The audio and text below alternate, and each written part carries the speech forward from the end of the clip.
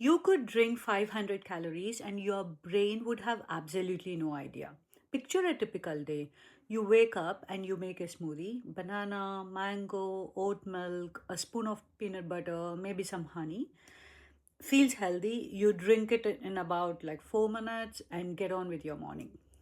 What you don't realize is you just consumed the same calories as a full cooked breakfast. But unlike that cooked breakfast, you're hungry again in an hour. And you have absolutely no idea why.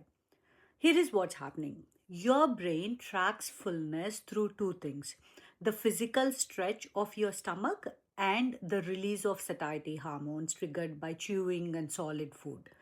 Liquid bypasses both. It moves through your stomach fast, causes almost no stretch, and triggers barely any satiety hormone response. So your brain never gets that signal that you have eaten.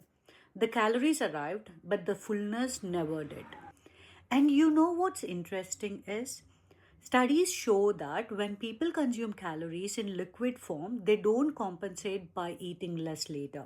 They eat the same amount they would have eaten anyway, on top of whatever they drank. So that morning, your smoothie, that glass of orange juice, that oat milk latte, your brain is not counting any of it. It's treating your day like you haven't eaten yet. And the drinks being marketed as the healthiest or often the worst offenders.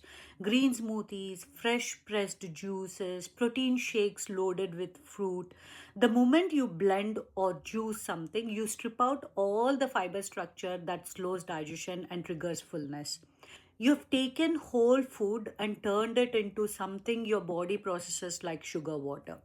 The nutrients might still be there, the fullness signal is completely gone. This doesn't mean never drink a smoothie. It means being aware of what your brain can and cannot detect.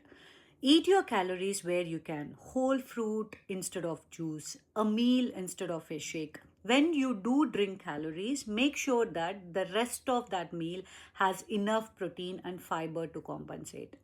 And if fat loss has stalled and you can't figure out why, look at your glass before you look at your plate.